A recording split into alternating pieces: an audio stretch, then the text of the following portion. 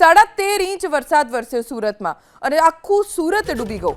ભારે વરસાદ પછી હજી પણ વરસાદી પાણી નથી ઓસર્યા। પાણીના ભરાવાની વચ્ચે શિક્ષણ વિભાગે મહત્વનો નિર્ણય લીધો।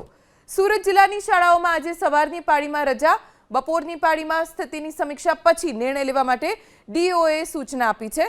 સુરત શહેર અને જિલ્લામાં બોર્ડની પૂરક પરીક્ષા રાબેતા મુજબ જ લેવાશે।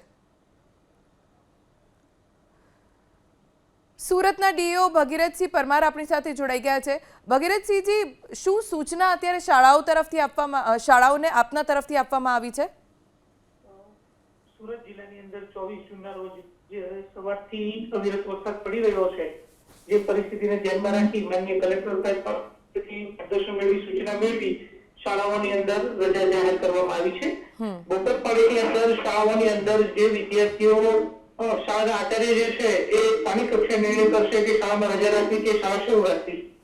જ્યારે બોર્ડની પૂરક પરીક્ષા આજરોજ શરૂ છે, ધોરણ 10 અને 12ની તે પ્રશ્નપત્રો પણ શાળા કક્ષાએ પહોંચી ગયા છે। એ પરીક્ષા રાબેતા મુજબ શરૂ છે, જેથી કરીને વિદ્યાર્થીઓ પોતાની રીતે શાંતિથી પરીક્ષા સ્થળ પર પહોંચે। જે વિદ્યાર્થીઓને મોડું થાય છે પહોંચતા અથવા વરસાદના કારણે થોડાક મોડા પહોંચે છે, તો એ વિદ્યાર્થીઓને પણ લખવા માટેનો પૂરતો સમય આપવામાં આવે છે।